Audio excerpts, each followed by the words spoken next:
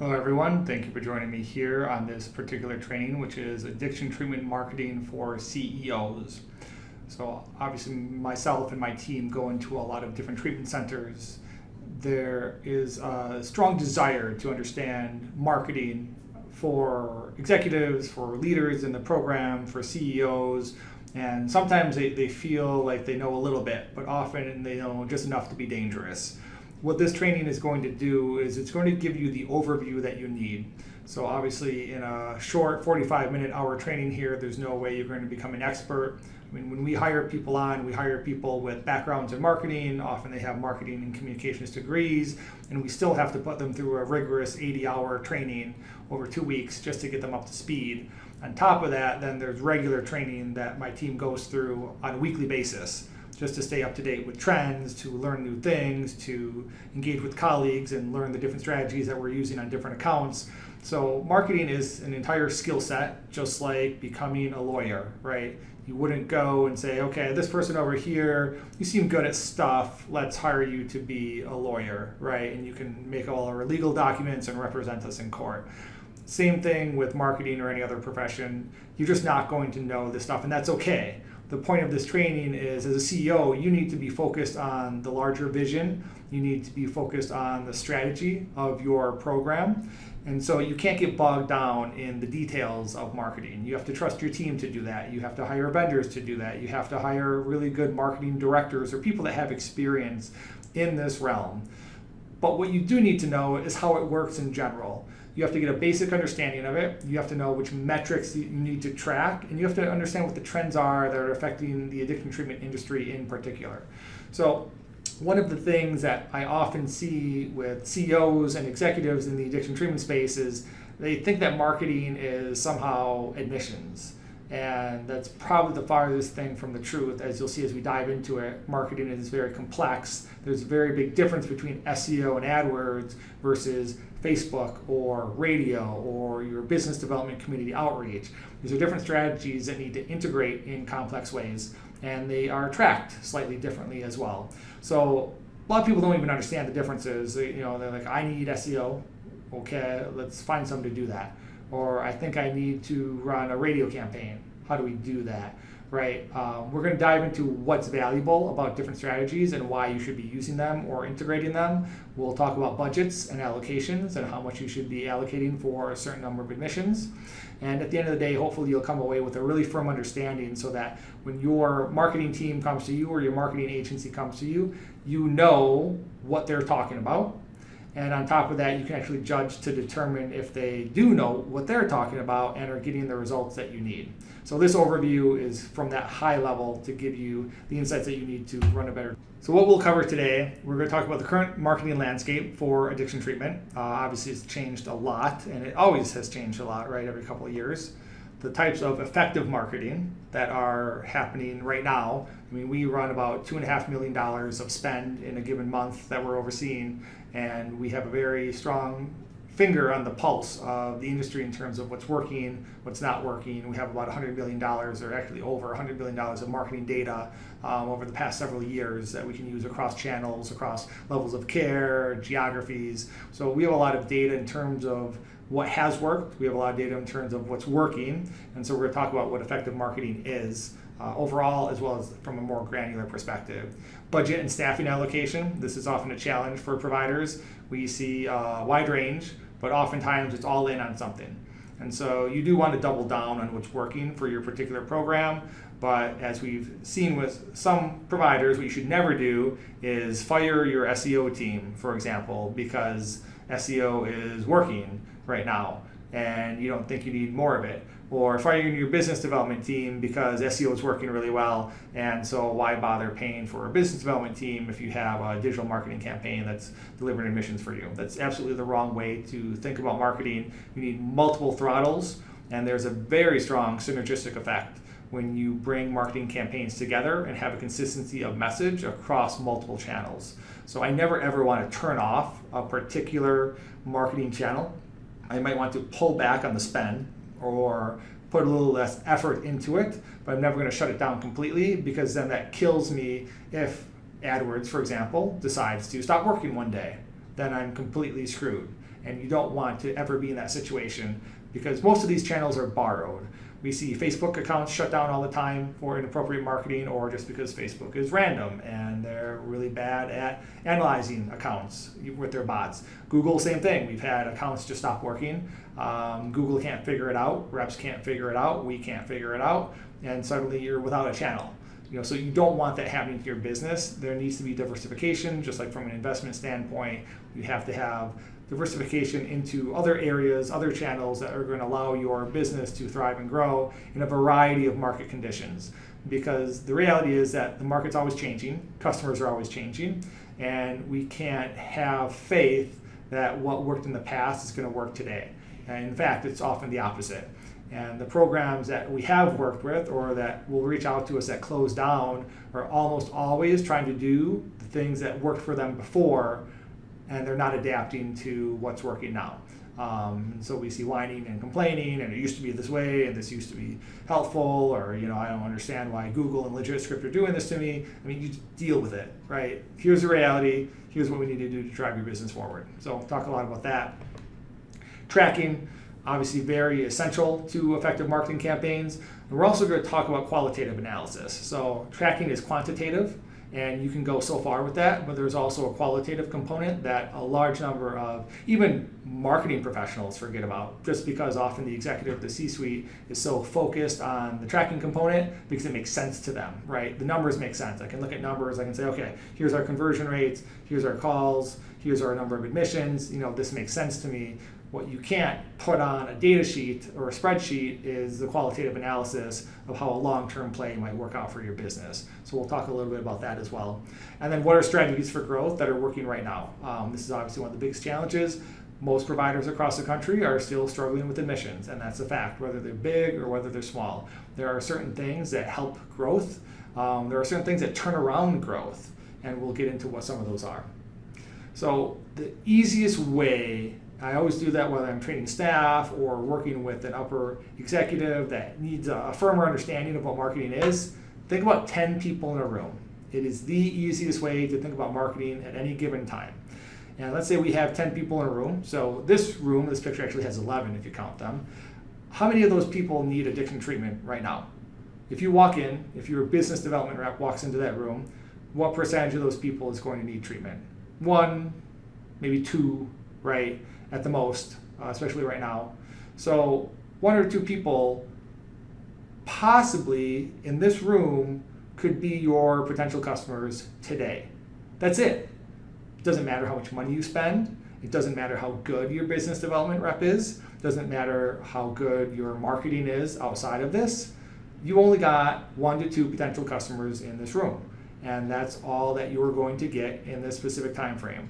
So you have to think about market overall in terms of what your actual potential is for people that are going to come into your facility.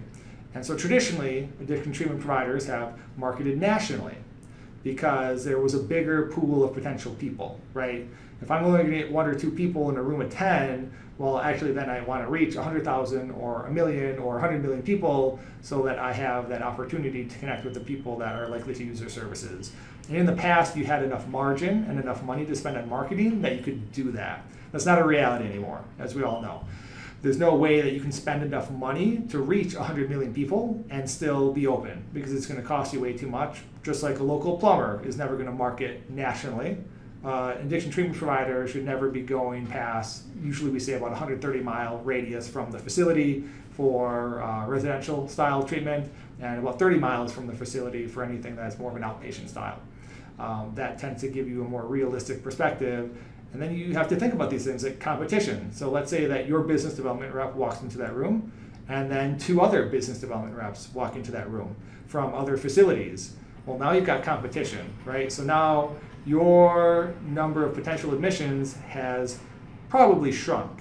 Unless we do some of the things that we'll talk about in this training, you're not going to have that same opportunity to bring in those 1 or 2 admissions from that room of 10 people. And that becomes a really big challenge. And that's why there is problems in saturation. That's why when we do a market analysis with a provider for an acquisition or a de novo build, we want to look at actually the potential. what is the competition, what are the current existing number of beds, what's the likely percentage of the population that needs support or treatment. Like, these are the things that really matter when you're opening a treatment center or looking at potential acquisitions. So an overview of the landscape today. Confusion. There's lots of wasted spend. I mean, we go into facilities and they're literally throwing hundreds of thousands of dollars down the drain every month, for the bigger facilities. For the small guys, it's often the same. I mean, we'll see a local provider that's spending $20,000 a month on SEO, which is just stupid. There's no way that a small local provider needs to spend $20,000 a month on local SEO. Now, if you're trying to market nationally, sure, but that doesn't work anymore. From a Google algorithm perspective, you are just not going to rank nationally. It's not going to happen unless you have 20 years of history on Google and some specialization in your services and other things that could go into it. But a small program is not going to be bringing in much in terms of national traffic, national calls, that kind of thing. Not that it doesn't happen, but it's not a viable strategy. So lots of wasted spend, a lot of providers throwing things against a wall, a lot of providers running a lot of short-term campaigns, so they're still doing a lot of call buys, unfortunately.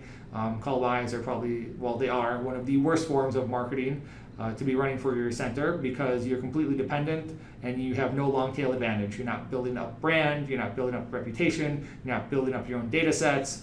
All you're doing is paying someone to send you phone calls that you are hoping and praying are going to convert.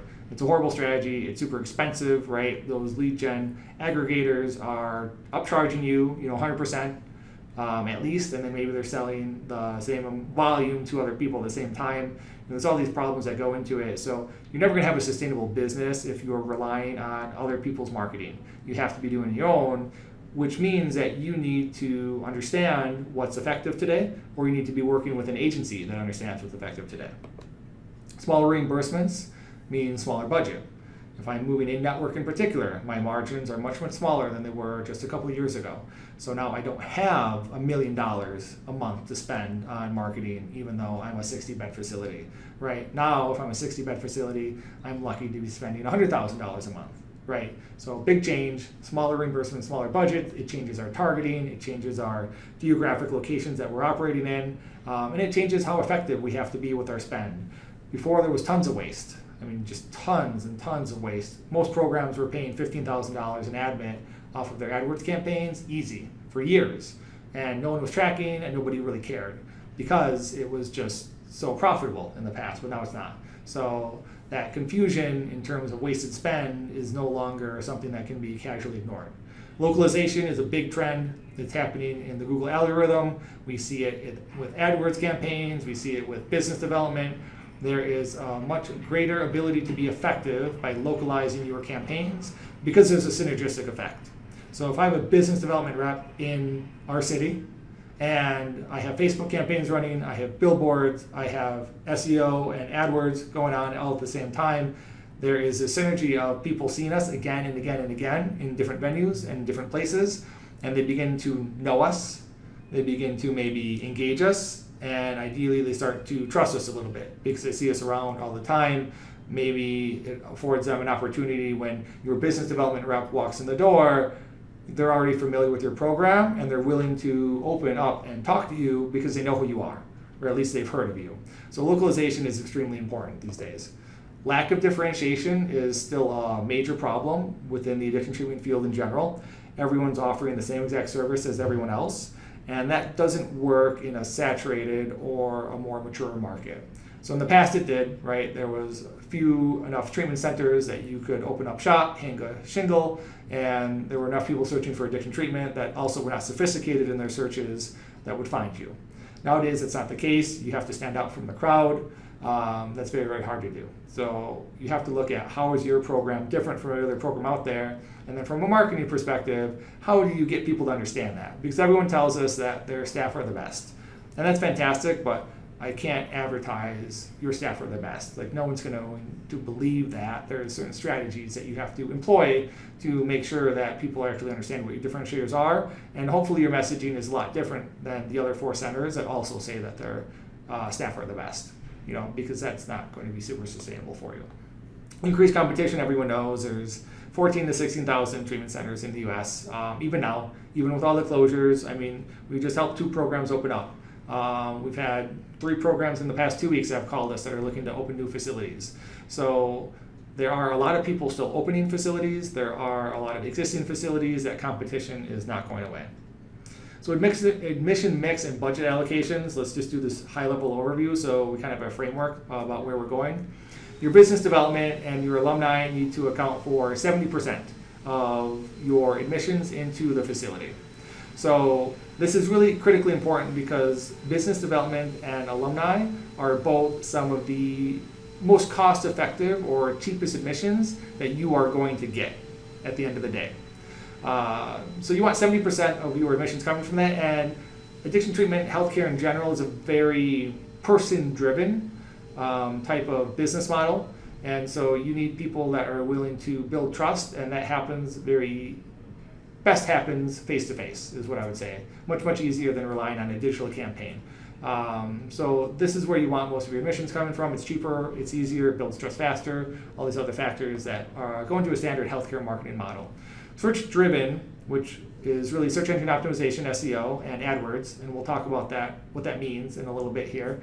But largely these are people in the marketing world who say bottom of funnel. They're at a decision-making stage. They are ready to buy or move forward with addiction treatment. So this is a great marketing channel. Unfortunately, this was the only marketing channel that most facilities were using for a long time because it's the easiest to convert. So you could have really poorly trained call teams, and you had a lot of desperate people on the phone that were looking for addiction treatment as soon as possible. And so it's easy to convert those people. So all business owners everywhere love the search intent and the AdWords because it is people that are ready to buy. Now, it doesn't mean that they're easy to convert, right? They're still a challenge, but they're one of the easiest type of inquiries that you're going to get. Now, unfortunately, you can't build a sustainable program off of pure search intent unless you're the only game in town. So as we saw in the past, there were a few number of providers, there was enough people seeking addiction treatment and too few beds. Now, the opposite is the case. There are too many beds and not the same amount of people seeking treatment or seeking at least the types of treatment that are often offered.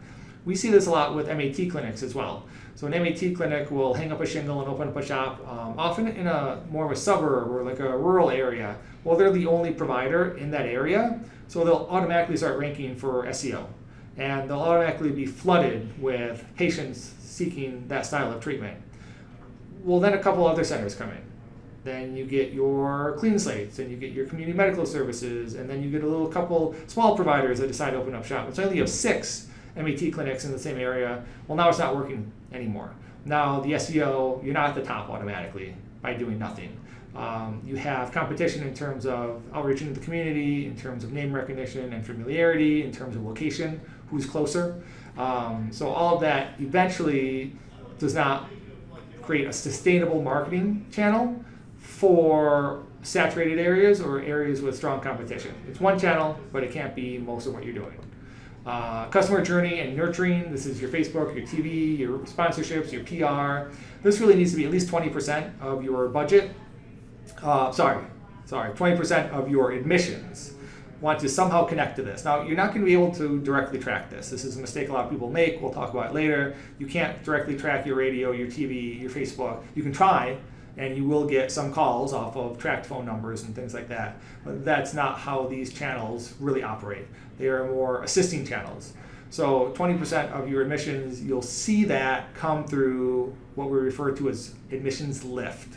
So if we're getting 50 admissions a month, and then we turn on our Facebook and our TV and our radio, and then suddenly we're getting 70 admissions a month, well, that 20 admissions lift is coming from that added campaign value, and that's where your synergies come in.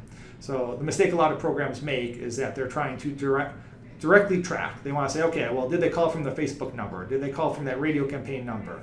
They won't. But if you track your overall lift, you will see the advantages there. So that's how we talk about that 20%. What I would mention is business development, like I said, is the cheapest, even though it's most of your admissions, which is great. That other 30%, your SEO, your AdWords, your Facebook, your TV, your radio, that 30% of your admissions are the most expensive. You will spend easily $5,000 an admission if you look at it from an overall cost standpoint. So if I am spending $50,000 a month on those channels, I can expect, I won't even say that, I would hope to get 10 admissions.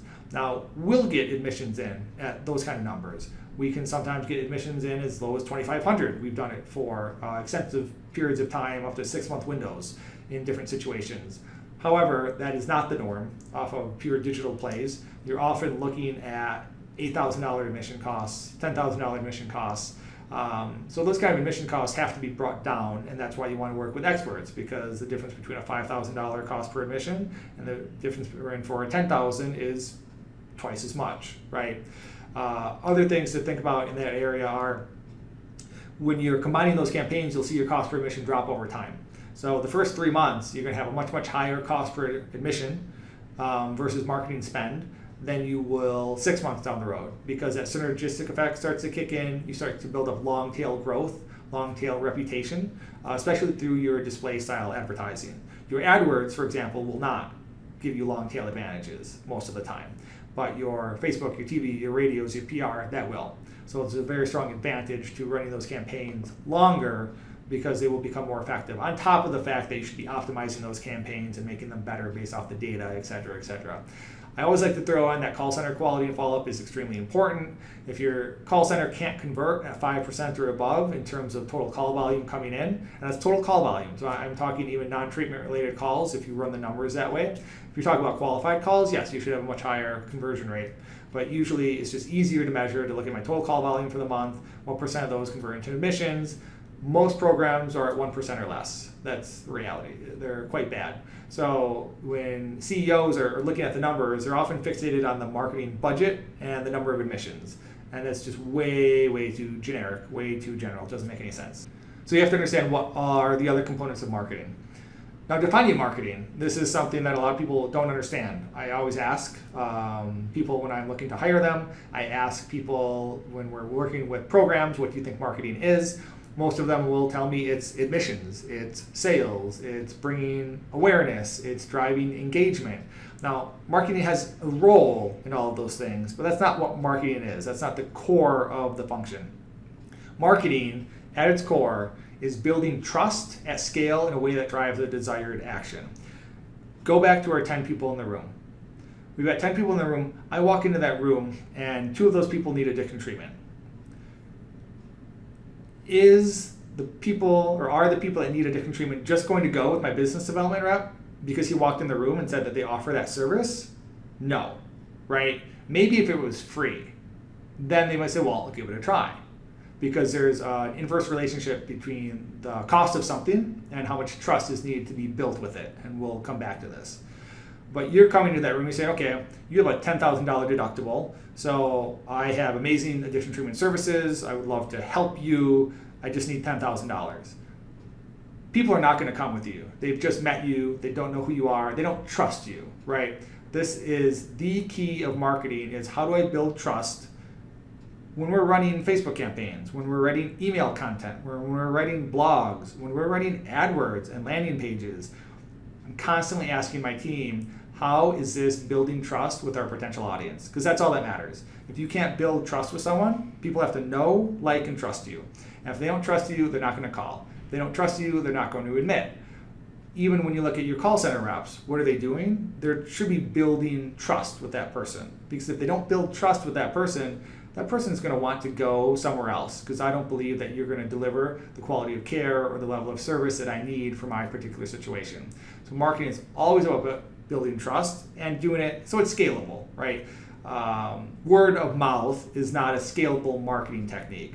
So sometimes you'll see like a small local business, and maybe they were a 6-bed detox in Orange County, right? And they literally survived because they had enough people that they knew in the community that would refer to them. Great, that's doable if you've got 6 beds. But once you get up to 30 beds, 50 beds, 100 beds, there's no way that you can depend on word of mouth as a sustainable long-term marketing channel. And this is why most 6-bed detoxes have and will always be 6-bed detoxes.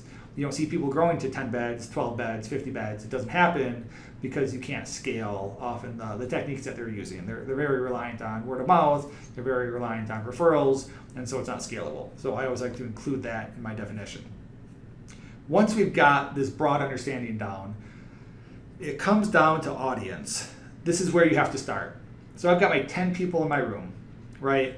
Now, it's a very different situation if I'm walking into a room of 10 people that are in an AA meeting, right? And now I want to be very clear here that there should not be any business development people going into AA meetings and trying to meet people.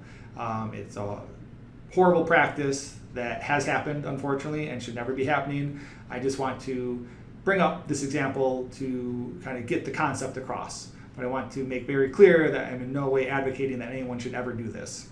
So let's say I walked into a room with 10 AA people. What's the possibility that people in that room need my services? Well, a lot, right? It's almost 100% that everyone in that room. So finding your audience is incredibly important in effective marketing. And there are many ways to do this, but it's another reason that people have liked SEO and AdWords for such a long time, because it helped find your audience for you. I didn't have to go out there. I didn't have to search for them. I did not have to build trust. All I really had to do was have my keywords ads pop up, and I knew that the people clicking on those were the people interested in my services that needed our help. And so Google kind of did the work for us, right? Which is not how most marketing works. Now, an old school way of doing this was magazines, right? Let's say that I wanted to reach women between the ages of 18 and 35. I bet you already can think of the magazine that they would be going to, Cosmopolitan. What if I wanted to reach women who were older, let's say 35 plus, but stay-at-home moms? Well, then I'm going to go into something like Home and Garden, right? We knew that a magazine had developed and cultivated a specific audience, and so we wanted to market there because that was the most effective use of our marketing dollars. We were getting in front of the right people. I wasn't getting in front of a bunch of men when I'm trying to sell perfume in Cosmopolitan. I knew that I was just getting in front of women. And so that allowed us to focus our spend and not waste our spend. So in the same way, AdWords and SEO can be very targeted if you're doing the right keyword work, because it allows you to just target the people you want to. Now, Facebook actually does something very similar. Facebook is really just a large series of magazines, is how we often think about it. You can find any interest, you can find geographic locations, you can target by gender. And so if I want to reach women 18 to 35 who love cats, I don't need to go to a magazine, I just click the buttons in Facebook and target those people. So finding your audience and identifying them is essential to what you're doing. Now, the right place is very important. Most treatment centers, especially since they have stopped paying for flights, need to market locally. It's much less likely that someone from Oregon is going to fly to Florida. So you should not be wasting your marketing dollars there. You want your marketing dollars in that radius around your facility so it's going to be effective. So the right place is really, really important. Also thinking about just people's mindsets, right? What's a place that's worth advertising in? So I think about candy bars at the store, right? They don't put candy bars in the beginning of the store when you walk in because people don't buy them. And they've tested this, right? It's not just making this up. This is real marketing campaign tests they've run. They put the candy at the checkout aisle because you're something like 30% more likely to buy it at that location. So the right place is very important. From an addiction treatment perspective, you want to think about geographic areas, you want to think about income levels, you want to think about employers, right? Employers is often a big one if they have particular insurance policies with that employer. So the right place is important. The right message is essential. If I put up something random, something stupid about like how my treatment center is on a beach, if I am a mom and I'm looking for treatment for my 19-year-old son or daughter, I could care less if that treatment center is on a beach. That message does not resonate with me at all. However, if I've got something about how my son is so grateful that he got into recovery, and it's a story of this other family who was in a similar situation to us, and their son got into recovery. Now that's going to pull me in. That's a message that tugs at the heartstrings. These are real campaigns that we've run and tested. You can try and run a beach campaign that will literally get you like a click-through rate of 0.2% on Facebook. Whereas if you run an emotionally impactful message about family, you can get 7 to 10% click-through rates, right? I mean, massive, massive difference based on the right message. So the right place, the right message, and then finally, the right time. The easiest way to think about this is, where are they in the decision-making process? Am I hitting them with the right message in the decision-making process? Mom who just had her son walk in from a totaled car accident because they were drunk driving, and the police are bringing them home, is going to respond to a very, very different message than a mom who suspects that her son is using marijuana and has some concerns about it, right? So timing's important. Also think about it like Valentine's Day. As a marketer, we can sell flowers really easily around Valentine's Day, especially roses, right? But try to sell those same flowers and roses 3 days after Valentine's Day, nobody's going to buy them. I don't care what campaigns we're running, it's not going to work. So the timing is critical, and then matching the message to the time is also critical. So kind of understanding these different marketing channels. What is search intent? Bottom of funnel, we refer to it in marketing speak. It's really where they're at the final stage of the decision-making process. They are ready to make a purchase. So you have search engine optimization and SEO, tends to be one of the most common ones.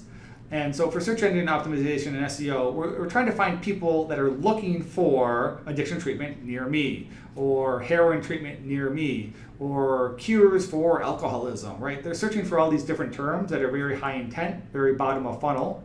And again, this is what a lot of treatment centers have preferred for so long, because it's so much easier to convert those people. And it seems that you can do a direct acquisition cost. I can pay for this, I can see how many clicks I get on my Google Analytics, I can see how many calls come off of my call tracking metrics, and then I can track that conversion rate into admissions. Thank God the numbers are there, this is so easy.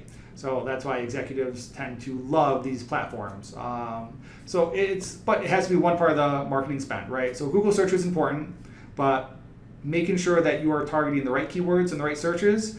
And you're thinking about this like the yellow pages of the old days. So if I'm looking for a plumber, I'm going to go to the yellow pages and I'm going to search for a plumber. Google is the new yellow pages, right? You're getting in front of people when they're searching for the services that you offer. Very beneficial. Google My Business is now the really big up and comer. This is what's happening with the Google algorithm. This is what we see working for clients. We'll see a lot more calls coming off your Google Maps and your Google My Business listings than we will off of organic sites even. And this is critically important because they're calling directly from that listing without even seeing your website. So people are starting to bypass the website. The way that Google structures their searches is actually bypassing the website. Very big changes that are happening here that are affecting businesses in unique ways. And so it's very, very important to be optimizing your Google Maps and Google My Business, which is completely different from optimizing for organic search. When we do audits for new clients, this is probably the biggest mistake that we see is they're working with SEO agencies that are 2 years old and in their strategies that they're operating, and they haven't figured out how to run campaigns for Google Maps, which is a very, very different algorithm. Now, another part of that challenge there, though, is some treatment centers were destination rehabs, and so they're in the middle of the mountains, or they literally are on the beach. Well, if you're not near a populated area, Google Maps is not going to show you. So you can waste a ton of money by trying to run SEO if you're existing outside the city limits, if you're up in the mountains somewhere. Strategy is critically important, and we see this a lot too when we work with providers. Is they're paying all this money for SEO when they shouldn't really be running any SEO at all, because it's going to be extremely ineffective for them based on their location or based on the geographic area that they're in, or just based on the amount of money their competitors are spending. You have to be strategic with all of your marketing channels and say, hey, is this going to work for me? I'm not just going to do 10% because Nick said we should have 10% of admissions coming from SEO and AdWords. You should be doing that because it makes sense based on all of the information you have around your services, the competitive environment, and people's opinions in general. So AdWords, same thing, right? Nothing too different there. The difference with AdWords is I'm just paying for it. I have not optimized my site for SEO. We're not good at that. And so I'm just going to pay Google to put it at the top. And we're going to pay $15 a click, $20 a click. Sometimes you'll see $60 and $70 clicks still these days.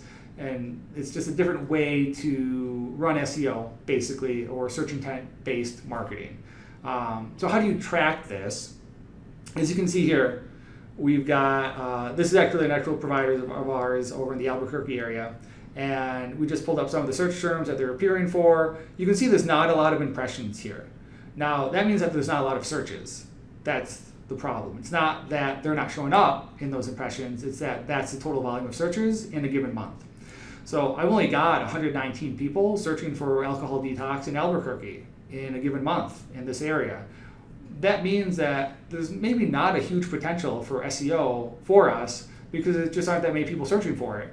And the people that are searching for it, I mean, there could be competitors, there can be people that are just curious, there could be people writing college papers. So there's all these other reasons to search for alcohol detox in Albuquerque that are not necessarily linked to actually wanting treatment. So we have to assume that those impressions are not all actual searchers. And it could be the same searcher searching 15 times, right? How often is a mom going to search that search term if she's really concerned about her son or daughter? Pretty often. So from that, you get a small percentage of clicks, and it's basically based off of where you are ranking-wise. So we can see here, we had 119 impressions, 4 clicks, so a 3% click-through rate, which is actually pretty good considering that we're on page 2. So that means that our meta descriptions are probably pretty good because they're pulling people in, getting them to click. It's much more common, like you see here, drug rehab in Albuquerque, where you position 5 on page 1, you're going to get a 33% click-through rate. Now that's fantastic. 33% click-through rate is far above average. That means that our meta descriptions are really good, they're pulling people in, our rankings are good. Unfortunately, there's only 9 people a month that search for this. So there's not a high volume that's coming here at all.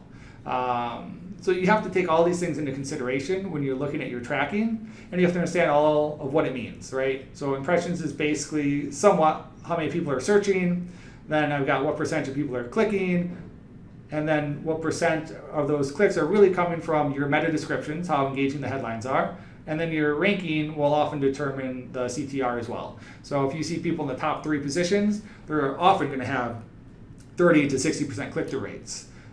Whereas someone that is in position 9 or 7 here, you can see position 7 drops to a 3.8% click-through rate just because it's farther down on the page. So all these factors are really important for tracking your search intent, and as a CEO, you want to know, is this going up? So I want to know, one, well, first, are the key terms relevant, right? Because I could care less if we're ranking for pizza delivery service. Like, that's not going to help my program. I do want to rank for alcohol detox Albuquerque. I don't want to rank for alcoholism red nose, right? Who cares? Like, that's not going to probably get people to our page that are necessarily interested in services. It could be a long play. It could be worth going for, but the beginning strategy is always going to be the high intent key terms. So I want to find these. I want to know what these are. I want to use my Google Search Console. I want to use my Google Analytics. I want to use SEMrush, Ahrefs, all these other tracking tools to figure this out. And then I want to see where the highest search volume is. And then I want to see where we are ranking, and I want to match that. So I would prefer to be ranking for inpatient drug rehab Albuquerque than I would for drug rehab, because this one has 149 searches and this one has only 9. So strategically, I know what we're prioritizing from an SEO or an AdWords perspective. AdWords, when we're looking at what's viable there, you're looking at your CTR, right? So what's your click-through rate? And we're often looking for 5% click-through rates on that, at least. And if we're getting that, that means that we've got good ad copy matched to our keywords. Because if our ad copy matches the keywords and it's attractive and it's compelling to people, they're going to click on it at 5% or so. If it's worse than that, it means our keywords are not connected to our ad copy, or our ad copy is just not very good. So then we look at our conversion rate on the landing page. How many are actually converting to calls? So same thing there. I'm looking for above 5%. I'd like to see above 7%. That means I've got a good landing page in place. And if I'm not seeing 7% conversion rates, that means that my page is not connected to the keyword, which is not connected to the ad, or it's just a really poorly designed, poorly developed landing page. Maybe the buttons are in the wrong place, or they're not prominent enough, or they don't really engage the visitor emotionally. That's often a big issue that we see with landing pages, is just nothing emotional about them. So CTR, conversion rate, and then cost per call. So I want to keep my cost per call these days. We're still trying to keep it under 150. You know, sometimes you can get it as low as 50 depending on the geographic area. Depends on how much competition, what's happening in the auction process. But 150 is a general good average to keep it under. So if we start seeing cost per call climb above that, then we're going to be re-optimizing those campaigns. Quality score is also kind of okay metric. You know, honestly, I'm not a huge fan of it. I'd rather look at our CTR, conversion rates, and cost per call. If we have a quality score of 5, but I'm getting $80 calls, I really don't care. Like, obviously, I want to try to improve that, but at least we've got good metrics in place.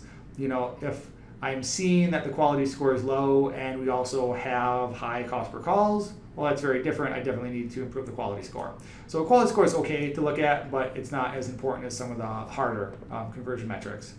So SEO, Google Search, and My Business are separate. Really important to understand that. You have to track your Google My Business with one set of metrics, and you have to track organic SEO with another set of metrics. Same set of metrics, but different categories because they're operating off of different algorithms. So you want to have a column for each in your tracking sheets. So again, I'm tracking the CTR. So like I talked about, that will really relate to my meta descriptions and where we are ranking-wise are the biggest two factors there. Obviously, rankings are by page and keyword. And this is a big mistake, something that people don't understand about SEO a lot of the time. Your website doesn't really have a ranking. Pages have rankings from Google's perspective. So I'm trying to figure out what pages rank for which key terms, and then we're trying to get that page to move up for those key terms.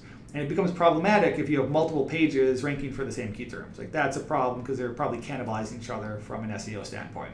So CTR, rankings per keyword and page, and my conversion to call rate. So I should have tracking in place. If you're using your Google Tag Manager, if you have your call tracking metrics, your call rail set up, you can track the people calling off of that page. And so I want to know what we call our money pages. What are the pages that really drive people to call us? That's important to know. I want to know what my conversion to call rate is on that page.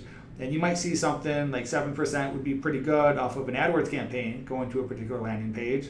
Whereas I would want 10% plus on a branded page where they're searching specifically for us. And so if we have a page that says, let's use a generic treatment center name, Serenity. So we'll say Serenity's page on addiction treatment in, let's say, California, that we want it 10% at least, because these people are searching for us by brand. And so they should be converting at higher rates.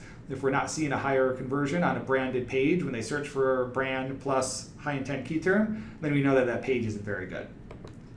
Relevant backlinks are the last thing to look at from an SEO perspective. So with SEO, backlinks often give validity to Google. And going back to our trust theme, you're trying to build trust with Google. Google trusts you by having good content. It trusts you by having relevant, important people linked to you. So the number of backlinks that you have on a particular page can be of value. And if I'm comparing our backlink profile to a competitor's backlink profile, I might want more. Now you gotta be careful with that. Google monitors the velocity of how fast you build backlinks. It doesn't want you gaming the system. So it's a weird balancing act that you often have to have. It doesn't want too many really good backlinks. So if all your backlinks are linked to best addiction treatment drug center in Arizona, for example, that's going to be problematic. Google will think you're trying to game the system. So there's a balance between showing Google that your website's really quality and gaming the way that the Google algorithm works, because you'll get penalized for that and it will hurt you.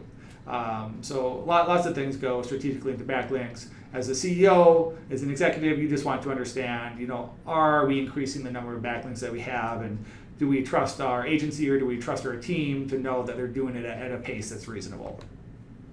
So display top of funnel. This is your Facebook, your radio, your TV, your billboards, your direct mail.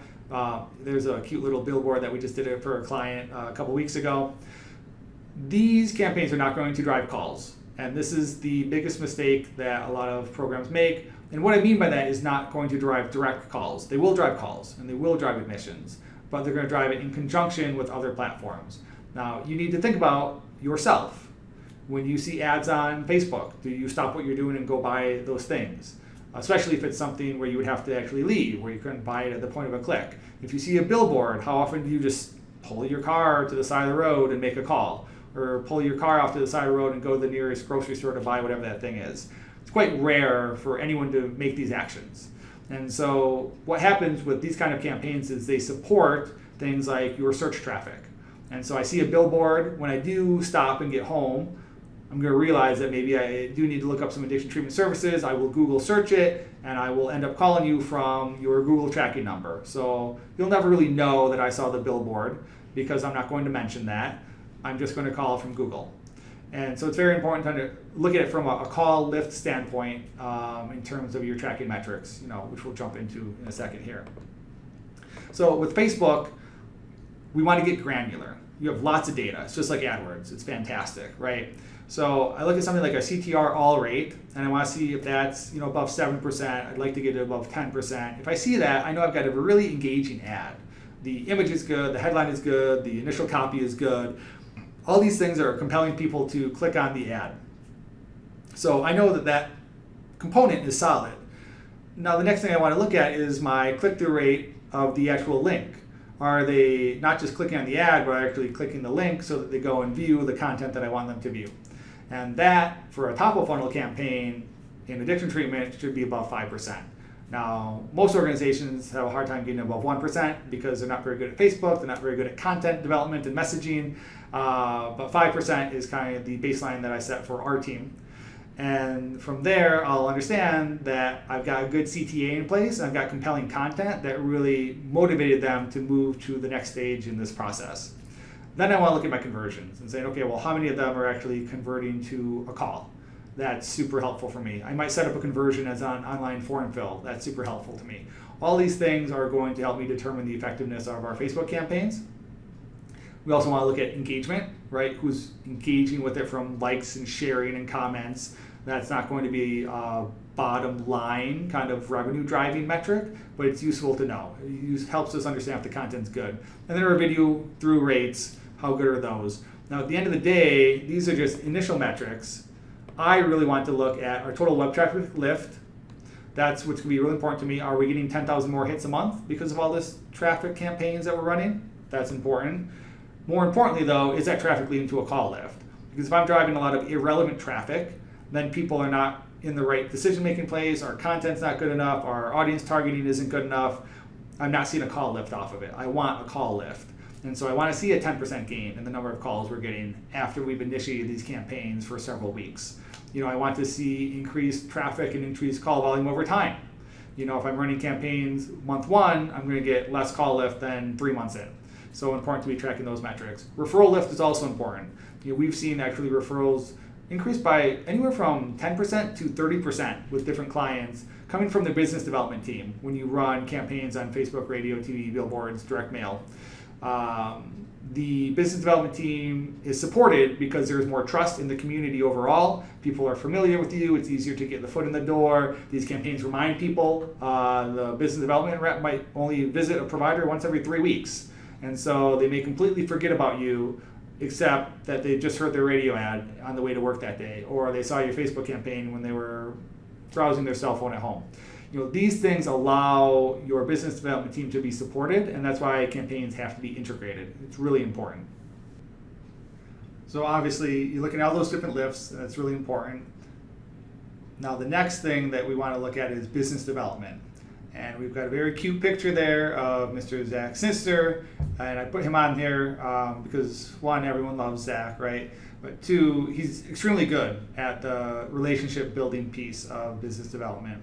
And I don't even think that's his main role at the company, right? He's one of the founders, but he's constantly out there. He's constantly engaging with the right people, with good people that are good at what they do, that have very client-centered, care-focused organizations. And so I think it's just a very good reminder for all of us that you need to build relationships with people and you have to do business development in the right way. And Zach is a good example of that. So one of the things that you have to have as a business development rep is expertise. And this is actually, unfortunately, something that a lot of business development reps lack. They don't have expertise within the healthcare sector or addiction treatment in particular. Maybe they are in recovery themselves, so they can kind of speak to that, and that can be somewhat helpful, but they still have to be able to speak to clinicians on their level, right? And speaking to a clinician is very, very different from speaking to, let's say, a school administrator, which is also different from speaking to a hospital discharge coordinator or a rep at a different facility. So they need expertise to be able to talk to these different providers, and they have to talk intelligently about it. Now, they don't need to understand the entire program. They don't have to have a master's level degree in psychology, right? They don't have to be a licensed marriage and family therapist. None of that is important, but they do have to at least understand the basics of it. So at some level, they should be part of your program. They should maybe at least go through a week of what it's like to be in your program. They should be familiar with the facility, but they have to have a certain level of expertise. And that's something that's often missing from business development reps that we've seen. They also have to add value, and this is so incredibly important. when you go somewhere, if you go into a physician's office, the last thing that you should be doing is going in and leaving a brochure or coming in with a box of donuts and then leaving some brochures. None of this stuff is very effective. What you want to do is you want to go into that clinician's office, that general practitioner, that partner therapist or psychologist that's in the area, and talk to them about what they need help with. Because it's very possible that they don't really understand addiction. I mean, I can guarantee you with most general practitioners and family doctors, they just don't get it and they don't want to deal with it. So they would love the chance to be educated and to learn. And so going in and adding value and saying, hey, what can I tell you about addiction that you maybe have questions on?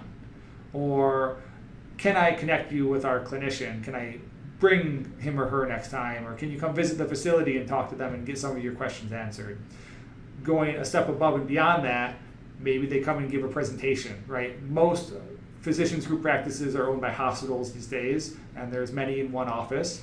So you go and you say, hey, look, I can provide a CEU event for your office, or I can at least provide a training for your office on what do you do when someone comes in struggling with addiction? You know, what are the signs? What do you look for? And then who can you refer to? What can you do for them as a general practitioner? Because you might not be comfortable dealing with that situation. You might just be used to handling scripts for everything. And it's really important to educate physicians that that's not a fix for a lot of people, right? So these kind of things add value to the conversations. They add value to the outreach, and it's something that your team should be doing. When we help build business development teams, we go in and we provide a number of trainings in a toolkit.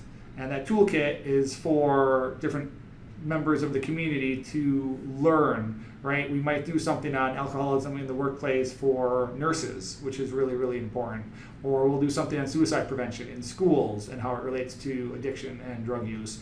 You know, these things add value and they provide CU opportunities for partners in the community. So extremely important to have these toolkits built out, especially if you can look at things like research. If you've got research that's done by your organization, that's fantastic as a tool, particularly with clinicians. They want to see that what you're doing is effective in your program, that you're aware of the latest research and the latest treatment, you know, most effective treatment at the same time. Evidence-based care is extremely important, and they want to know that it's not just BS words on your website. They want to know that you live and breathe evidence-based care. One way to showcase that is by actually doing research at your facility and then showing clinicians how you do that research so that they're building trust, right? Extremely important to always come back to this idea of building trust. Relationships are critical. The people I trust the most are the people I have relationships with. Going back to our 10 people in the room, imagine that someone, a business development representative, comes into that room, doesn't know anybody there, and says, hey, you know, we've got addiction treatment services, anyone interested in, you know, our help. Change that scenario and have someone walk into that room that has a very deep relationship with 3 of the people in that room. And if one of those people is the person that needs treatment, what do you think the increased likelihood is that they're going to walk out that day with you because they need help, or that they're going to open up to that person? What if 3 people that you have a deep relationship with aren't even the people that need help, but those 3 people vouch for you? They say this person is dedicated, this person is sincere, this person offers quality programming. You know, if anyone is here that needs help, we strongly recommend that you go with them. That relationship builds the trust and provides the trust and the foundation that's needed for someone that needs help to seek those services with your organization. So relationships are absolutely important to everything that we do because they are what build our businesses, they're what build our ability to reach people and to reach them in times of need, because they're not always going to come with us, even if they need our help, right, until they trust us. And do people struggling with addiction have a lot of trust issues? You bet. Pretty important. Now, training is critical. We see this consistently where there's no training built out. Business development reps are hired and thrown into the field immediately. Oftentimes, they've never even seen a facility, which is just shocking. I don't know how you can expect a business development rep to promote something that they never even seen. They don't even know what your program is, what's different about it versus another program. You know, so you have to provide onboarding. We generally recommend at least a week. And then we recommend a second week of training that's largely ride-alongs and going with the senior business development rep and seeing how they do things. So minimum 2 weeks of training is our ideal. And so when we help clients build out those programs, that's what we're trying to help them structure, because that's where you're going to see value added. And that's where people learn to do the job properly and not just waste their time spinning their wheels. Most business development reps want that training. They want to be supported because they're not quite sure how to do their job. And I often say people have been in this field for 10 years and they don't know what to do because they've never had training in that entire 10 years. Often someone that's been in the field 10 years might be just as good as someone new hire off the street because there's not much difference in their skill set, unfortunately. Supportive marketing is also critical. We've talked about this quite a bit already, but when I'm running campaigns, I want my campaigns for my program to be supporting my business development reps. And so I don't want to run just AdWords campaigns and Facebook campaigns in New York if my business development reps are in New Jersey, right? And best of all would be to run it all locally so that my business development reps are supported by our local marketing efforts and people are seeing us in multiple places. They will find it's much easier to get in the door. You will see a 10 to a 30% increase in referrals coming in, which obviously translates to a 10 to a 30% increase in admissions just by having supportive integrated marketing campaigns. And you want your business development reps to know what those campaigns are about, because if you just started a trauma informed track, or maybe you hired a very well-known clinician in the area, well, your business development rep should be talking about the same thing that your online campaigns are talking about, because then there's alignment, there's strength in that messaging, there's synergy there. Very important to make sure that all of that's working together. Business development in terms of tracking, so you have your output and you also have outcomes. Now, outcomes are what kind of drives your bottom line, but output is more about getting to that outcome. And like we saw, Facebook's a really easy example. If I'm looking at my click-through rate all, that's just people clicking on the ad. That really doesn't give me a bottom line metric of people calling eventually, right? But it gives me a number to look at before the calls start coming in. Because if the calls don't start coming in, I need to figure out why. Marketing always works. Marketing is always effective if your audience exists on the platform or channel that you're marketing to. But it's not going to work if the messaging isn't right, or the timing isn't right, or the placement isn't right. And so I need to understand what's not working. Is it my CTA? Is it my landing page? Or is it the initial ad images and copy? And so I look at CTR all on Facebook to tell me if it's the images or the headline, right? Where in business development, our outputs that we're looking at before the referrals and before the admissions, our face-to-face meetings are very important. You know, I would like to maybe see 10 to 15 a week, but it really depends. This needs a lot of flexibility here. A really good business development rep knows when they need to start new relationships and when they need to nurture old ones. Face-to-face is often a very good way to do that. What I hate seeing, though, is directors of business development putting a fixed number on the number of face-to-face meetings, because then you just see people running around like a chicken with their head cut off, going from meeting to meeting and never really doing anything meaningful, because good business development is about meaningful relationships and meaningful connections, and you can't do that if you're just popping into a car and going somewhere new every half day, especially if you got to drive an hour between meetings or something like that. So face-to-face meetings are important, but I don't really care for putting a number on it unless you are trying to get your reps into a certain habit. Remote conversations are also important. So how many emails are going out, how many phone calls are happening, text messages back and forth, what have you. The number of chats that are initiated with potential partners and referral sources is very, very important. Now, it needs to be an actual conversation or engagement. What we're not going to count as a remote conversation is an email that never got returned, or a message left on voicemail and no one ever called back. That's not a remote conversation. That is just busy work at the end of the day. So your business development reps should be tracking the number of actual connections that they made, and they should be able to tell through those efforts where they should be focused in their time. Because if I keep calling like the same 10 doctor's offices and they never return my call, then there's no reason in continuing to follow up with that action, right? They should be making strategic decisions based on their data and their results. CEU events are the best outcome you can get from a business development rep most of the time. If they can get people into your facility to see the quality of care that you're offering, to see the quality of your facility, this is the most likely thing to lead to referrals. It's pretty easy. Initial setup can be a little bit challenging, a little bit difficult, but really you're looking at 20 hours of time in a given month. Once it's done, it's done. You have someone that's qualified to run a CEU event. You have the prep work done in terms of the outreach, the emails, the calls, getting people to it. And once you have those people coming into your facility on a regular basis, you're going to see an increase in referrals. Because, again, people have to trust you. And what's the best way to show why you're trustworthy? Well, by having them see your facility, see your staff, see possibly even patients, that are in the facility, or talk to alumni that have been through it. When you're looking in places that, of course, are oversaturated, like your Florida, Arizona, California markets, where there's so much bad reputation that goes around, the best thing that you can do is show me your facility.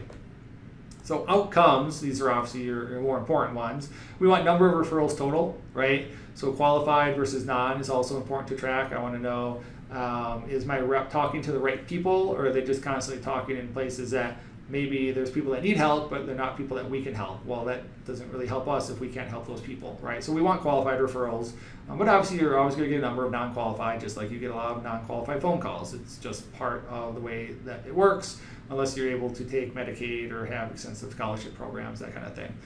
So number of referrals is important. Now I want to know what percentage of those referrals convert to admissions. I'm shooting for 40%. That's pretty strong.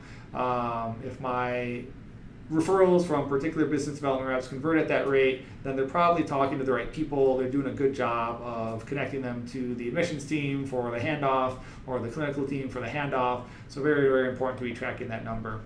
Now, alumni is something that more and more people are becoming aware of, but has often been ignored, unfortunately, within the addiction treatment space. That's problematic clinically as well as from a business standpoint. Alumni is incredibly important to reach out to, because the bonds that are kept with them allow them to stay in recovery longer, and often allows them to do better in recovery. You're supporting them in their recovery. And at the same time, there's a business opportunity where if you stay in touch with them, they will refer patients to you because they know the quality of your program. You don't have better advocates than the people that have actually been through your program and can vouch for it. And that's also what I'm likely to believe, or anyone's likely to believe, right? So you go back to your 10 people in the room. Let's say that I walked into that room and I am a business development rep that I've never met any of those people before, but I bring with me an alumni who vouches for the program. That person has a lot more power and ability to persuade someone that we are a good organization than the business development rep. The business development rep is getting paid to say what they do. And so I trust that person less than someone who's not getting paid, and also who's actually was in my shoes and then used that provider's services to get into recovery. Very, very powerful. Short little shout out to Care4 here. This app is very useful if you're looking for just getting started with alumni engagement. It's very cost effective, so I'd just like to give a shout out to Parker and his team for that. Discharge plans for alumni are one of the important starting points. What's going to happen after they leave? Where are they going to go? Who's talking to them? I want my alumni coordinators, ideally I have them following up once a day for the first 7 days. That's what I would really like to see. If not, at least a day after treatment, and then the first week, and then you're looking at 1 month, 30 days, 60, 90, 6 months, maybe a year.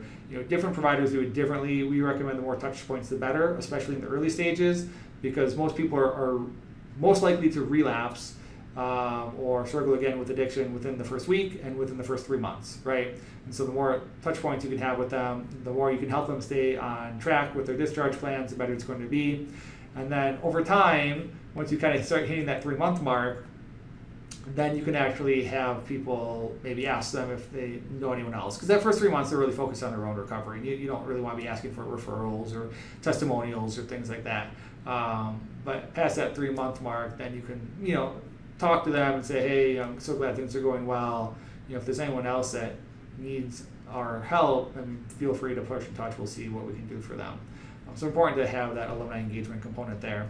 So you got your discharge plans for alumni. It's a critical piece of engagement. You have events you want to run, whether it's having sporting events or whether it's just kind of fun get-togethers on the weekends. Very important to have events for your alumni. A lot of people do an annual picnic, that kind of thing, depending if you have a lot of people flying in. But the more you can get alumni engaged, again, the better it is for the recovery, and it will help you on the business end. Regular communication, find out what your alumni prefers. Do they prefer calls? Do they prefer text? Different alumni have different ways that they prefer to be engaged. Just make sure it's all HIPAA compliant, right? You want to make sure you're following HIPAA compliant policies and any kind of engagement there.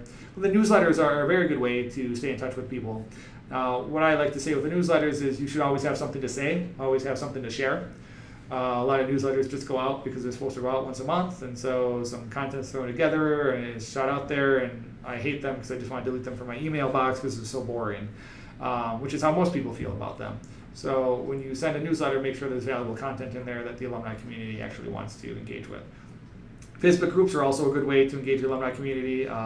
When you're active in them, particularly when you have staff active in them, there tends to be a very high level of engagement in an alumni group. So I recommend checking that out. And then we mentioned the Cared For app as well. There's other apps out there that also allow for alumni engagement, so we recommend checking those out. Now, alumni tracking, there's different ways to look at it. Obviously, aside from admissions, we always want to look and see what our efforts are doing in other channels. Online reviews is one way to do that. Alumni, if they're very happy with the program, they're going to be reviewing us online. And an alumni coordinator can also be requesting reviews. Like I said, I would wait till they're 3 months out, make sure that they're stable, that they're doing well. You want people that are happy with the program, 3 months after they're out rather than just 2 days out. And also there's issues with people reviewing on site. If there's the same IP address, they might be shut down or not accepted as a review, that kind of thing. So it's always best for people to review from the comfort of their own homes or their own cell phones. Referrals, obviously, how many referrals are you getting from alumni? If you have a really good program, these will come almost automatically, but you'll be surprised at how much more an alumni coordinator adds to that. It's just the thing, we don't think about referring people a lot of the time. Think about like the last restaurant that you went to that was really good. How many people did you share that with? Maybe 1 or 2, right? But there's all these people that you engage with every day that you could be sharing that great restaurant with, and you don't. And it's just kind of the way that we work. So if someone reminds us and say, hey, by the way, I'd love it for you to mention a friend, that's where the alumni corner can be very helpful. And then readmissions, obviously this is something that really we don't want, but at the same time, if we offer quality care at our location, we want that person, if they do struggle, to come back, right, to us, because we know we can help them. So alumni tracking should be your readmissions. You really don't want to see your readmissions ever going above 10%. Probably says something's wrong with your clinical program or with your aftercare follow-up. So it's also a good way to look at tracking and say, okay, is our clinical team as good as we think they are because we're at 20% readmissions? Well, that doesn't seem super effective, right? So a 10% readmission rate is what we like to see because it's just the nature of addiction that people are going to struggle. A one and done treatment doesn't really exist most of the time, so admissions are part of the process. You should be tracking that. All right, getting into tactics versus strategy. This is one of the biggest challenges for a lot of addiction treatment providers, and it's part of the CEOs don't really understand a lot of the time. They're looking at the tactics. They want to know, okay, what are you doing to optimize this landing page? What are you doing to optimize this AdWords campaign? How many face-to-face meetings did my business development rep have this week? That's a tactic. Tactics don't build your business for you. Strategy builds your business for you. If I look at a Starbucks, they didn't build Starbucks off of some savvy marketing techniques, right? Marketing helps them for sure, but they had a much more strategic vision in terms of what's being engaged with and what kind of content's out there. So first and foremost, you need to align your clinical and your marketing. We see a disconnect here for a lot of programs. We were just in a program a couple weeks ago where they really wanted to advertise a number of different strategies, but their core clinical program was a very good, very strong, 12-step oriented, fairly standard clinical model. The patients loved it, the staff loved it, the community was very supportive of it. So your marketing needs to align with that because that's your core competency. That's what you're really good at. There's already traction there from a community perspective. There's traction there in support from the team. There's traction there in support from alumni. All these advantages that come from aligning your clinical with your marketing. And as always, you want people to get what they're expecting. And so if I'm advertising, let's say, trauma-based treatment, but I come in and it's largely 12-step facilitation, well, now I feel cheated. I feel lied to because you didn't have the integrity between what you were saying you were doing and what the core of the program was. So there has to be alignment, there has to be integrity between those pieces, and that's when you get really powerful results. Because what happens when someone's happy about the program? They go and they share that. And word of mouth is very powerful. Online reviews are very powerful. Referrals are very powerful. You will not get an online review, you will not get a referral, you will not get word of mouth references if the patients coming in got something different than what they were expecting. So that's why you have to look at your clinical program as the core of what you do. Your clinical program is your service. Marketing is simply an amplification of that. It's a very important distinction that you have to think about. Marketing doesn't drive your business. Your clinical drives your business. Your marketing simply amplifies the business that exists. Most treatment providers were thinking about that backwards for a long time, and that's why they're crashing and burning or have already gone bankrupt or are going bankrupt now. They have to think of the clinical first and they amplify that. Integrity and consistency messaging we already talked about, and also there's that benefit when everyone's on the same page. When your clinical talks the same language as your business development, is talking the same language as your marketing team, is talking the same language as alumni that go out there and advocate for you. All these things build a consistent image, which builds trust, builds messaging, the right people find you. Very, very important, very powerful. Long-term vision is absolutely essential these days. We see a lot of facilities that, again, are very generic in what they do. And that doesn't necessarily mean it's bad, right? I can really run good clinical programming and not be differentiated. It's just hard from a business standpoint to build a marketing message around something that's the same as everyone else. So what we mean by long-term vision is, let's say that I want to build out an LGBTQ track for my program.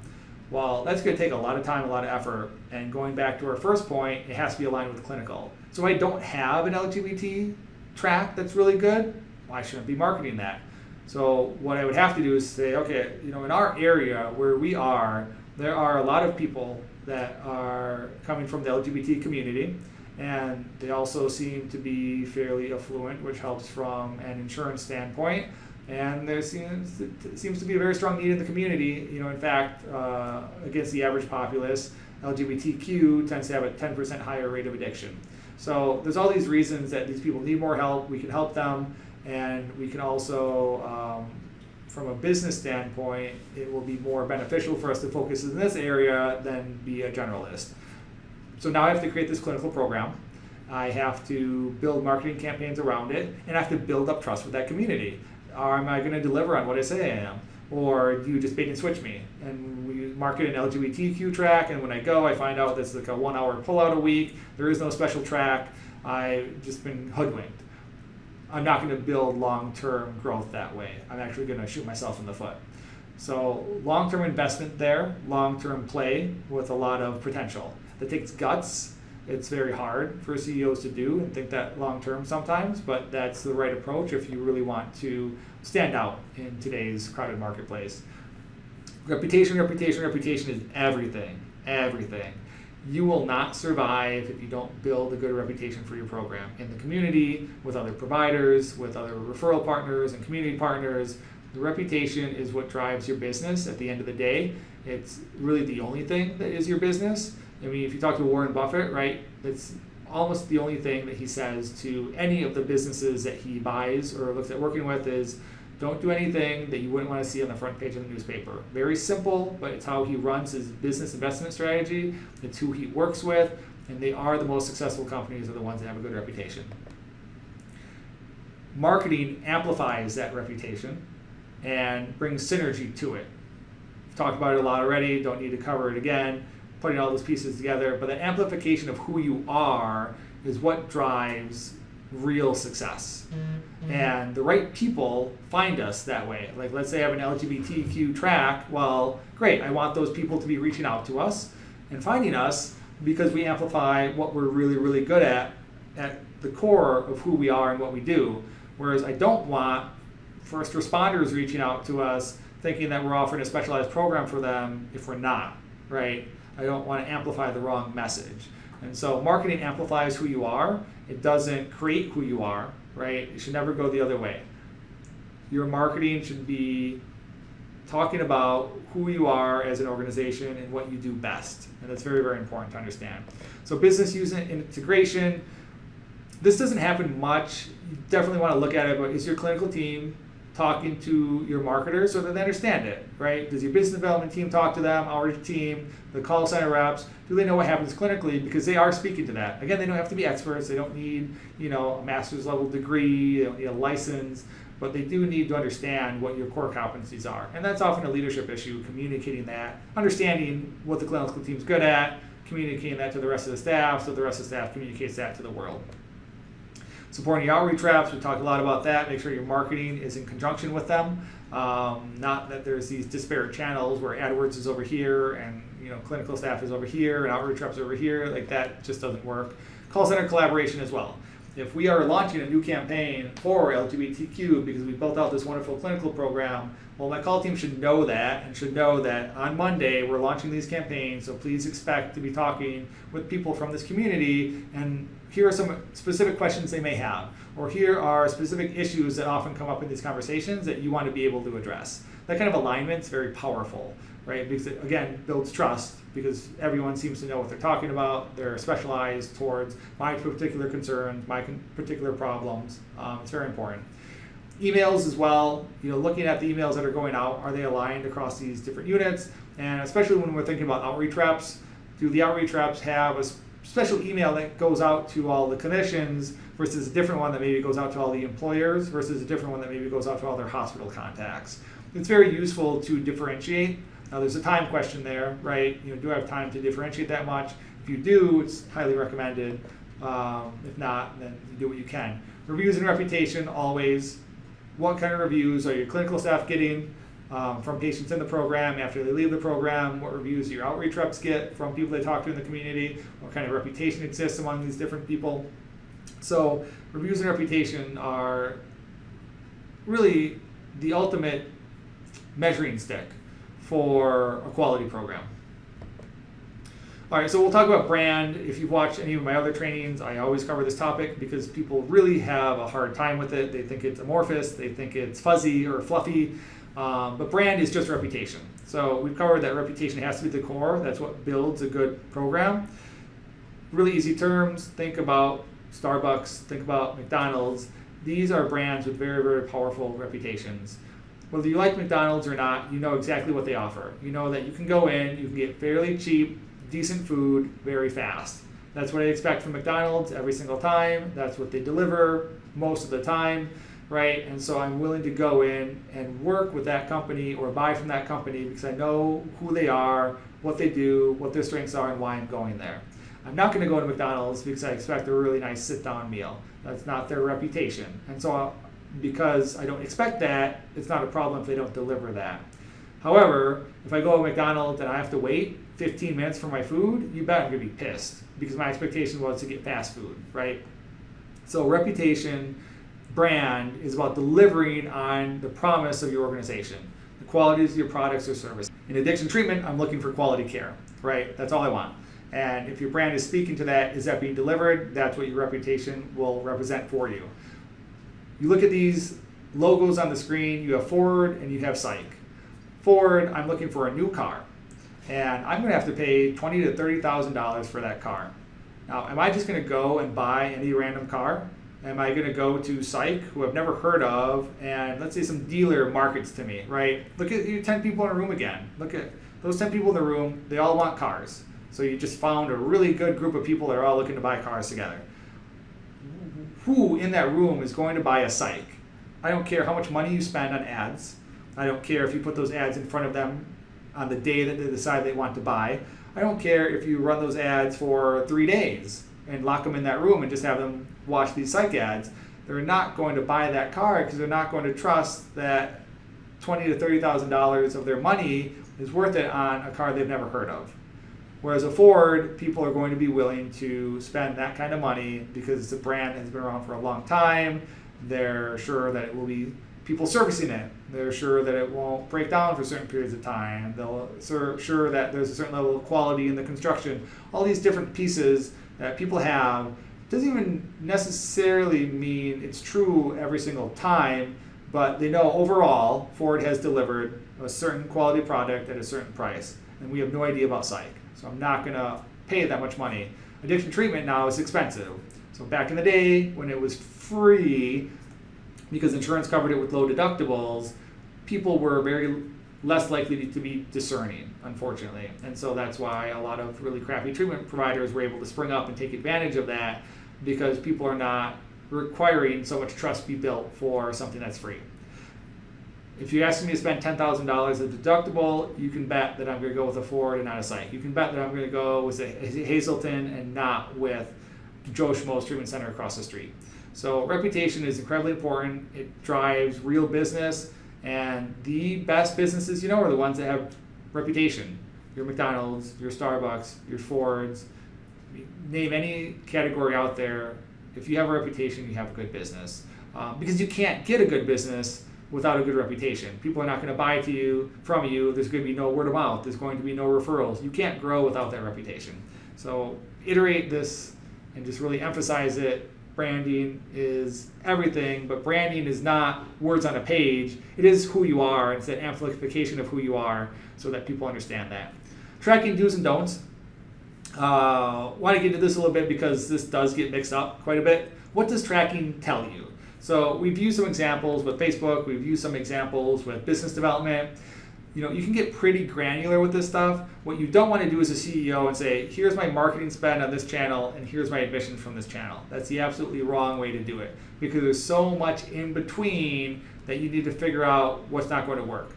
Again, every marketing channel works very well in addiction treatment, as it does in anything, as long as your audience is there. So if your audience is there and your marketing isn't working, there's a problem with your marketing, there's not a problem with the channel, and you have to figure out what that is.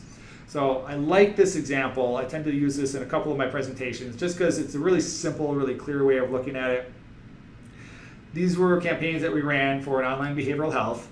And so what we do is we start with that CTRL rate, and these are pure Facebook campaigns. It was just all run online, very simply done, which is why I like to use it as an example.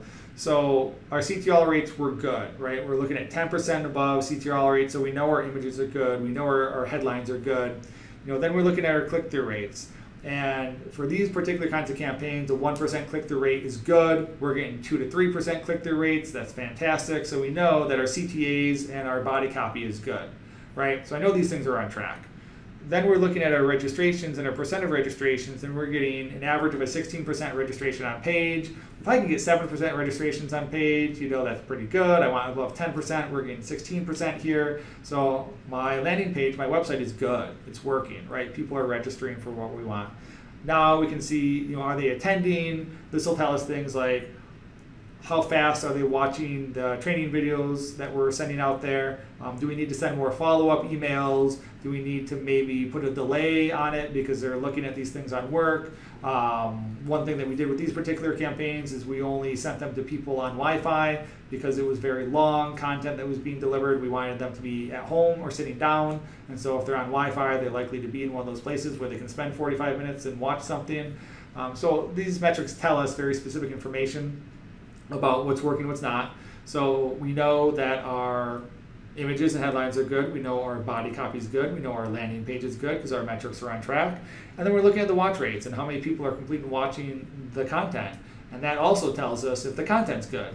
And then finally, they get to a page and there's a CTA, and then they have to book a call and hopefully sign up for the program, because clearly they need the services. Clearly they're interested in it. They came all this way. They did all this.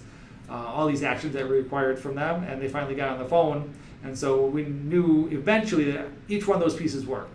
Now, this was an evolution over time, right? When these campaigns first started, we didn't have any of this data. We didn't have any of that kind of success. It was a slow build to get every single piece down. So rather than going from marketing spend to admission, I'm going from marketing spend to way back in the kind of step-by-step process that gets someone on the phone. And I optimize every step of that process until I'm clear that it's working, because I know it's going to work if I get it right. So very important to understand what tracking tells you. Now on the other end, you can't go too far with it. what we've seen with a number of programs is just insanely detailed levels of tracking. You will see campaigns that literally had a different keyword and a call number attached to them. So every single keyword in the AdWords campaign had a different number attached to it. So they were literally tracking by keyword. Now that's just stupid. It's a huge waste of money, it's a huge expense, but you're getting too granular because nothing ever works that way. I mean, the thinking on their end is, okay, well, if we can get detox near me and that's converting the best, then we should put all of our money into detox near me. That's just not the way that marketing works. One, there's a limit to search volume, right? So I've only got 5,000 people a month searching for detox near me. I don't care how much money you dump into it, there's only 5,000 searchers. So I'm just dumping more money into the same volume, which doesn't make sense. So we want to aggregate that across the board. Then you've got things like Facebooks and billboards. Well, those aren't going to lead to direct calls. I can't track that. I have to track that over lift, over time. So that's a waste of money. And then at the same time, it's a synergy, right? I might have the same person, and people don't realize this, but when you use really high-end tracking software like Infinity, you can see that you've got the same person clicking multiple AdWords campaigns, right? They might search for addiction treatment near me, and then they search for heroin addiction treatment, and then they search for, recovery in, let's say, Albuquerque, right? So they got 3 different terms where they ended up on your website in the same place because you had all these key terms running. So it makes no sense to try and do it on a keyword basis. At the same time, why did they search for those terms? Because they originally saw your billboard or they originally saw your Facebook campaign, and that's actually what prompted their search in the first place. So getting too granular is actually counterproductive. You should be more general in your campaign structures. You want to look at overall, you want to look at month to 3-month timelines in assessing effectiveness of campaigns. You don't want to do it daily, you don't want to do it weekly. There's not enough data, it's not accurate enough, there's too much variation, too much volatility that's happening during that time, and you just can't parse all the different components without more time and more money. So that's it for this training. I hope that really gives you an overview as an executive or a CEO to understand the broad basis of different marketing strategies and different marketing channels, what works and what doesn't work, and what you should be looking at as a CEO. Again, you don't want to get into the nitty-gritty. You don't need to know exactly what's happening in every step of the way or what all the campaign metrics are. You just need to know if it's working or what pieces might be broken. And ideally, your marketing director or agency is telling you what's broken. You're just agreeing or disagreeing with that. So hopefully this training really gave you that foundation that you really need. As always, I'm Nick Jaworski. I'm the CEO of Circle Social Inc. You can reach out to me at all the contact information below. I'm always happy to talk to people. I love talking about this industry. I literally can't sleep at night sometimes because I'm looking at different ways of how do we improve this? How do we make this better, right? How do we advance this field? So even if you just want to bounce ideas off, I'm always happy to chat. I appreciate the opportunity to work with quality providers and make sure that my team is assisting people grow their organization so that they're helping more people. Hope you have a great day, and again, I thank you for taking the time to watch and listen.